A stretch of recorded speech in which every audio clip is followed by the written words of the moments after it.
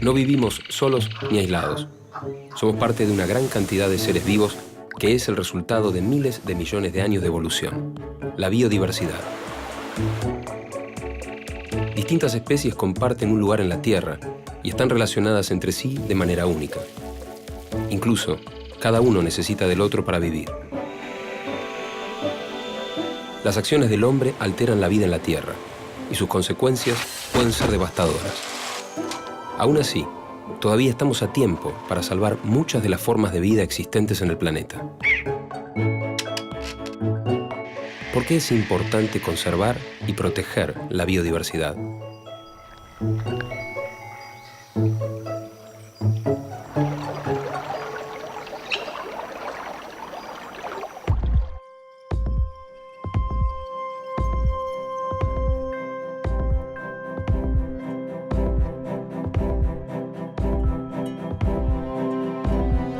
La población mundial no deja de crecer y el desarrollo es fundamental para cubrir sus necesidades. Pero el crecimiento, muchas veces, depende de recursos que no son renovables. Ante este dilema surgen preguntas. ¿Pueden convivir el desarrollo y el cuidado del ambiente? ¿Es posible en la práctica la sustentabilidad? Producir, consumir y descartar es inevitable. La diferencia puede estar en la forma en que lo hagamos.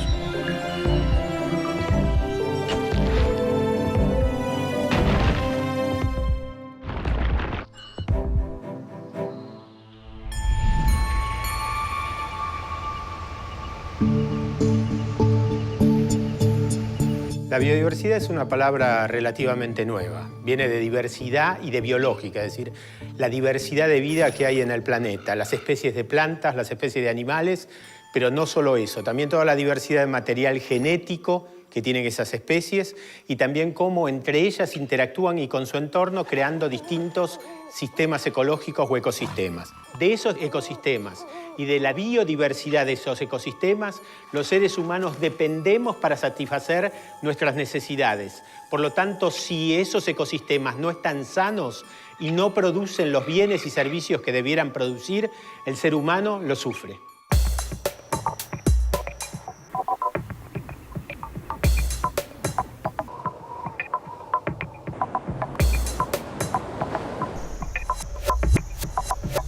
El término biodiversidad incluye dos conceptos importantes. Uno de ellos es la riqueza de especies que existe en una comunidad, es decir, cuántas especies distintas existen en esta comunidad de la cual estamos estudiando. Y el otro concepto importante es la abundancia, el cual está haciendo referencia a cuántos individuos de cada población hay en un ecosistema.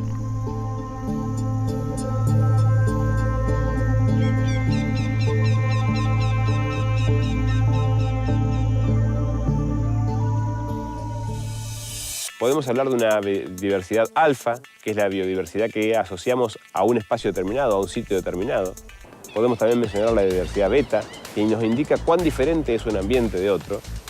Y podemos hablar de la diversidad gamma, que es aquella diversidad que nos indica cuán biodiverso es un paisaje en su conjunto, paisaje compuesto por diferentes ambientes. El conjunto de estas medidas de diversidad nos da una idea de la heterogeneidad del paisaje.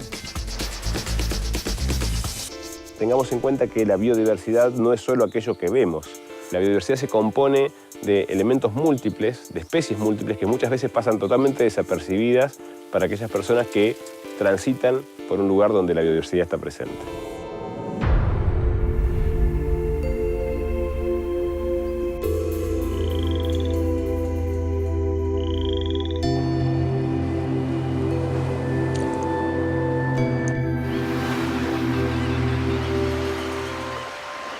La Argentina se encuentra muy bien posicionada para ofrecer uno de los principales servicios ambientales que la comunidad necesita, que es justamente la disponibilidad de biodiversidad. Esto es en gran medida en parte a su gran heterogeneidad de paisajes, entre los que se destacan la Antártida, los bosques subantárticos, la estepa patagónica, la selva misionera, las pampas y las yungas. La provincia de Misiones es una de las de mayor biodiversidad en el país. Toda esa biodiversidad que significa más de 3.000 especies de plantas vasculares, más de 1.000 especies de vertebrados, 500 especies de mamíferos, más de 85 especies de orquídeas, alrededor de 70 especies de anfibios y otros grupos que aún no han sido totalmente investigados y de los cuales se siguen encontrando especies nuevas para la ciencia en las recientes investigaciones que se están realizando en el país.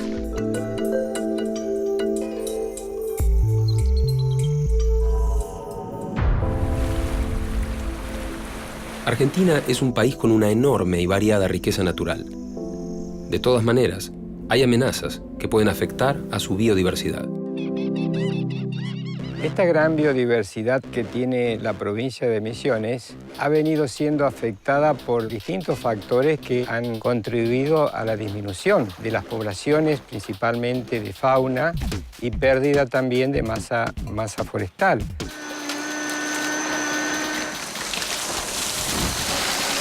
El bosque atlántico del Alto Paraná, conocido en Argentina como selva misionera, ocupa el 5º lugar entre los bosques más amenazados del mundo. Esta situación es así porque solo se conserva el 7% de su cobertura original. Este 7%, que está incluido en los países de Brasil, Paraguay y Argentina, está todavía más representado en la provincia de Misiones, provincia la cual conserva el 50% del bosque que alguna vez tuvo en su momento.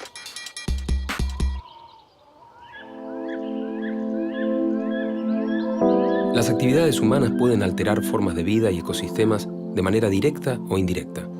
Por ejemplo, arrasar un bosque dejaría sin hogar a muchos animales que viven en él. O malgastar combustible, ya que al producirlo se generan emisiones que contribuyen al cambio climático. Como un dominó, lo que hagamos afecta al de al lado. El efecto siempre llega. En el caso de las amenazas sobre la biodiversidad, estas son múltiples y son todas efecto de la acción humana. Una de las principales, sin duda, es la pérdida de hábitat. Cuando las especies van perdiendo su espacio para desarrollarse normalmente o para reproducirse o para colonizar nuevas áreas, van perdiendo la posibilidad de dejar descendencia y mantenerse presente.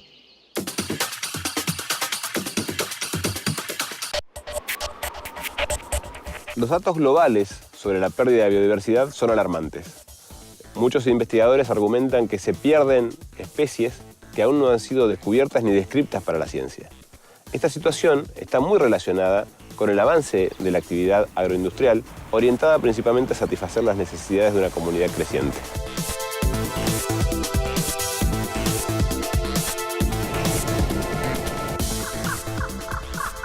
Otro de los factores que lleva a la pérdida de biodiversidad es la cacería ilegal y el contrabando de especies nativas tanto de flora como de fauna, el comercio ilegal de estas especies, cuestión que constituye la segunda razón de pérdida de biodiversidad a nivel global y está categorizado como el tercer comercio ilegal a nivel global. El tráfico de fauna consiste en la captura ilegal de animales, especies en estado silvestre, que son capturadas en forma ilegal de su hábitat y son transportados a los grandes centros urbanos para comercialización. Esta comercialización puede materializarse a través de animales vivos que son vendidos como mascotas, como es el caso, por ejemplo, de los monos, loros, pájaros coloridos y demás. En otro orden también están los cueros y pieles de los animales que son destinados a la confección de prendas de vestir. Y los invertebrados, como mariposas y escarabajos, que son utilizados para cuadros decorativos.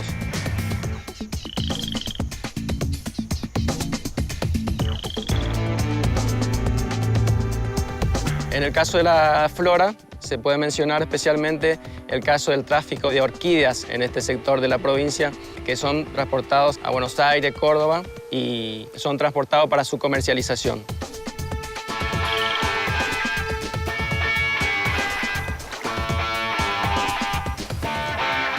Entre las especies en peligro de extinción en Argentina podemos mencionar al zorro pitoco, al lobo gargantilla, al yaguareté, al venado de las pampas, al tatú carreta, al mono aullador y otras muchas que se encuentran comprometidas principalmente por la pérdida de su hábitat natural a través de los procesos de conversión de uso del suelo. Uno de los desafíos del mundo moderno consiste en encontrar la forma ideal de obtener energía eléctrica afectando lo menos posible el ambiente. En esa búsqueda, la generación de hidroelectricidad es una actividad importante, aunque también modifica el suelo y el ambiente.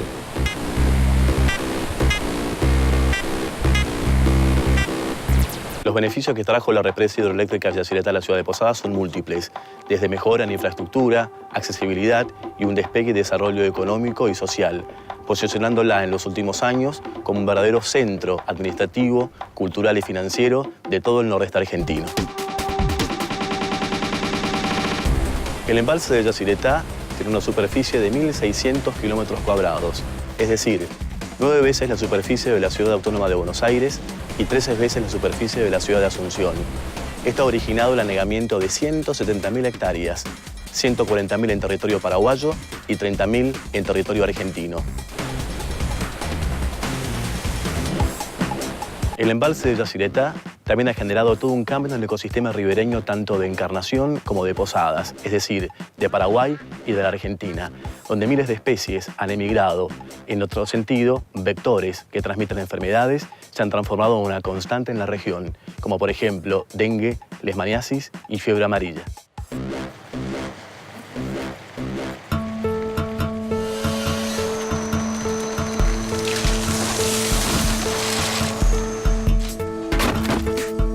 ¿Cuál fue la superficie de bosques nativos en Argentina a través de los años?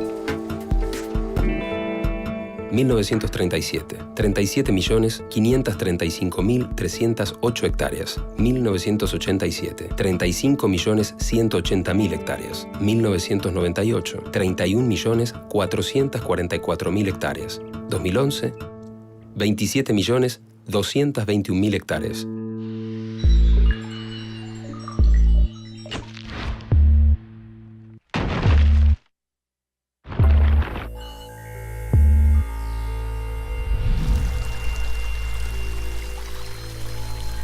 Agua que se pueda beber, suelos donde plantar o mares donde pescar son algunas de las muchas razones por las cuales es vital proteger la biodiversidad. Los humanos fuimos la única especie capaz de alterar la naturaleza y la biodiversidad. También somos los únicos capaces de cambiar para conservarla. ¿Qué podemos hacer entonces para no amenazar la biodiversidad y, por lo tanto, nuestra propia existencia? Las áreas protegidas son básicamente zonas, ya sean continentales o costero-marinas, que tienen algún tipo de marco legal que los protege, que los resguarda. Existen diversos tipos de áreas protegidas. Por ejemplo, hay áreas protegidas municipales, provinciales, nacionales. Incluso hay áreas protegidas que son de origen privado o de organizaciones no gubernamentales.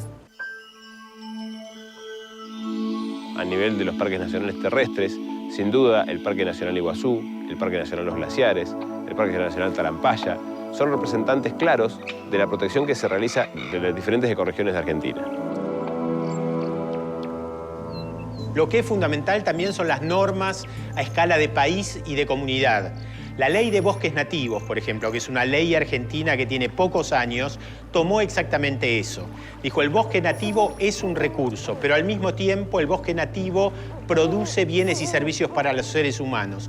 ¿Cómo podemos reglamentar su uso, sin prohibirlo completamente, pero reglamentarlo de forma tal que no agotemos el recurso y que al mismo tiempo se reconozca el valor que ese bosque está dando a través de bienes, servicios, agua, madera, aire, fauna, etcétera, asociados al bosque?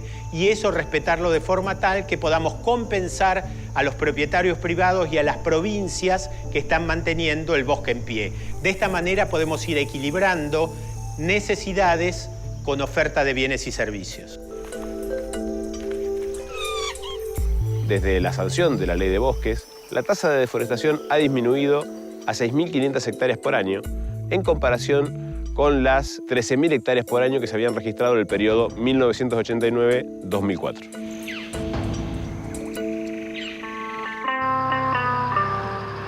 La tarea de protección de las especies no está limitada a biólogos y veterinarios.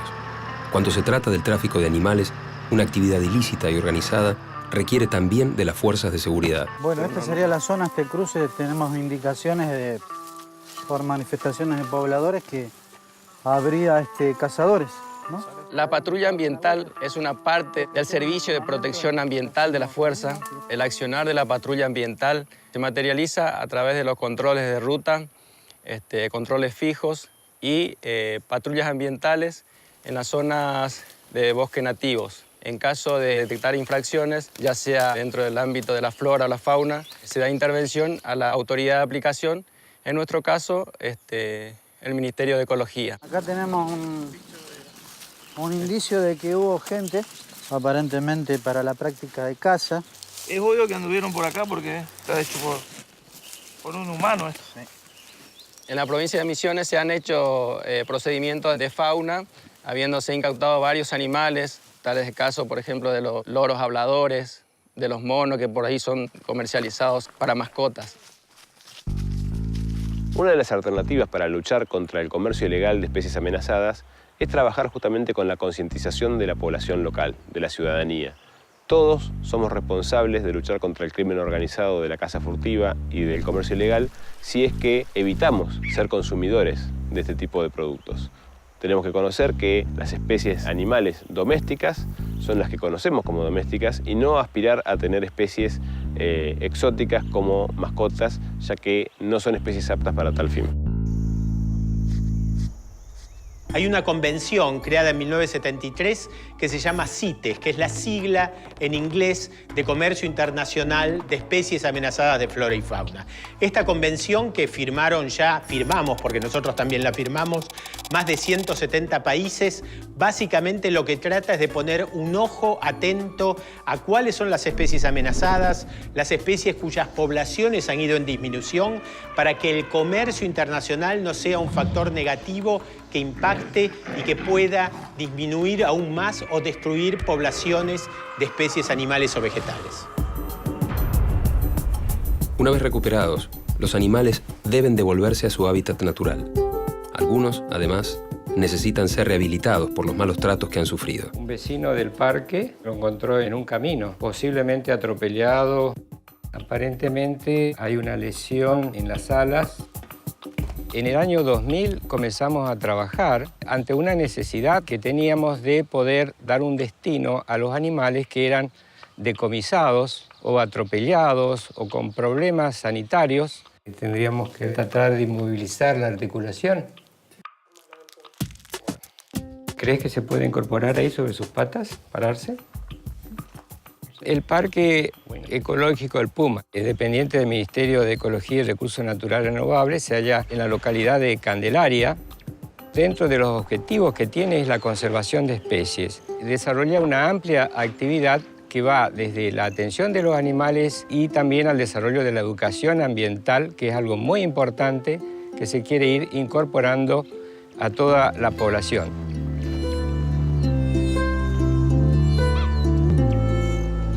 Básicamente, las especies que son recepcionadas en el centro son todas especies nativas. Actualmente, el centro de rehabilitación cuenta con 34 especies, de los cuales hay un total de 110 ejemplares. De las que existen aquí en el parque son especies de mamíferos, aves y reptiles principalmente, dentro de los cuales podemos hablar de un lote de yacaré que han sido producidos aquí y liberados nuevamente al río. Asimismo, hemos liberado varios ejemplares de venados y de pecaríes. Todos ellos va acompañado de un seguimiento. Principalmente tratamos de ir obteniendo información de cuál fue el resultado de esta liberación. Y lo importante ahora es con el yaguareté. Para nosotros, la presencia del yaguareté es un indicador de la riqueza natural de toda la gran biodiversidad que hay en la provincia. En base a un proyecto y convenio con otras provincias y otras instituciones, estamos queriendo desarrollarlo para el mantenimiento de un capital genético de esta especie. Tiene buen ritmo cardíaco, un poco acelerado. Aparentemente no hay ninguna sombra. Eso que se ve ahí, Miguel, es todo grasa. Instauramos un tratamiento para liberar líquidos. Vamos a ver conforme al tratamiento, cómo evoluciona. Y ahora esperar que el animal se recupere la anestesia, vamos a llevarlo nuevamente al recinto y esperar. Para atender todas las actividades que se hacen en el puma, trabajan 8 personas para atender los aspectos sanitarios y de seguimiento de cada especie que ingresa al centro.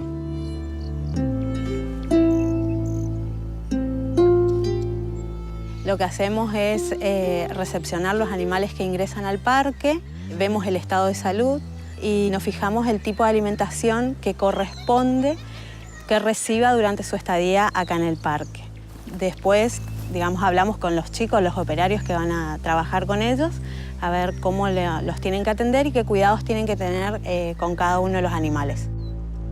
Y en el momento de que se decide liberarlos, otra vez se le vuelven a hacer todos los estudios para ver que estén con buena sanidad y se analiza bien el lugar donde se va a ir a liberar el animal. Los animales que no se pueden liberar porque tienen algún problema físico o motriz generalmente, quedan acá en el parque y son utilizados para educación ambiental. Todo un desafío hoy por hoy ir llevando esta política que significa aprender, conocer, para poder conservarlo.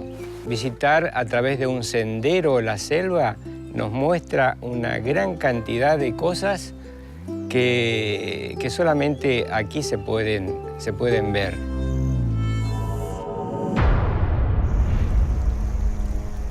Además de la protección y recuperación de las especies, existen diferentes herramientas que permiten un conocimiento más profundo de la biodiversidad de una región. Las cámaras trampa son fundamentales para determinar patrones de actividad de las especies y estimar abundancia y densidades sin afectar el hábitat del organismo investigado.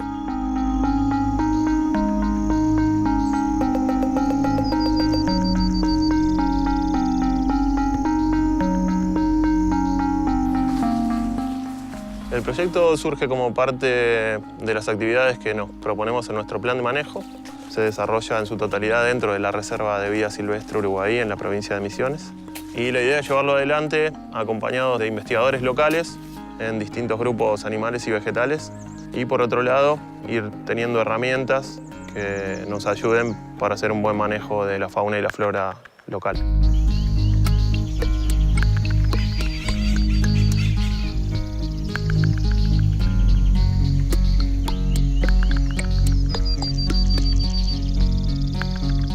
Las cámaras trampa que utilizamos para el monitoreo de grandes mamíferos se ponen de a pares, enfrentadas por lo general al costado de sendas o caminos. En esos caminos lo que hacemos es elegir lugares donde ya quedaron registradas por lo menos huellas y se atan alrededor de troncos de árboles o se ponen estacas si es que no tenemos árboles a mano y las dejamos fijas.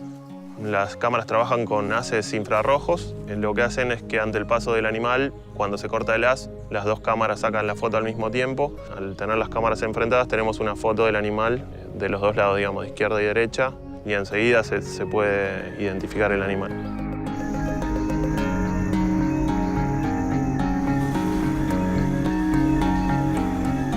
Los grupos que nos proponemos monitorear son mariposas, ranas, aves, mamíferos, anfibios y escarabajos.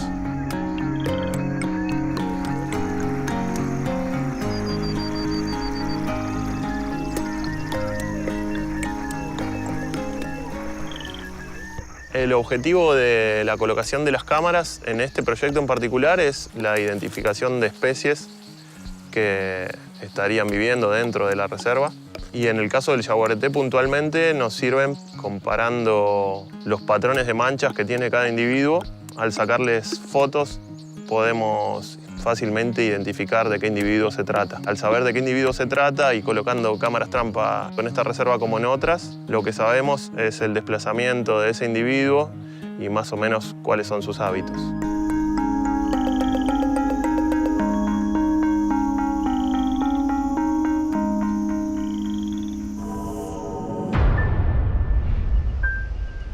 Muchas veces el cuidado de la biodiversidad es visto como una de esas causas que solo les preocupan a los movimientos verdes.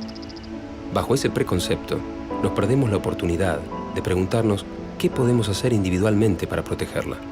Un primer desafío es acercar a la gente, a la población, a los jóvenes, a los chicos, pero también a los que ya no somos ni jóvenes ni chicos, a la comprensión de la maravillosa diversidad de seres animales, vegetales, seres vivos, que en definitiva están creando la base sobre la cual nosotros vivimos. Durante años se ha propuesto que la conservación y el desarrollo productivo son cuestiones antagónicas. Hoy estamos en condiciones de afirmar que esa afirmación es incorrecta, ya que para poder tener un desarrollo productivo sustentable, la conservación de los ambientes naturales tiene que sí o sí ser una parte del sistema productivo. Es posible y necesario producir conservando. Y si uno produce y conserva, no solo conserva a los pájaros, a las flores, a los animales, sino que también conserva la capacidad productiva del ambiente para nuestra generación y para las generaciones venideras. Somos parte de esta tierra, de su vida y de su historia. Lo que hagamos afectará a la biodiversidad y, en consecuencia, a nosotros mismos. El desafío consiste en determinar cuál es nuestro lugar dentro de este delicado equilibrio.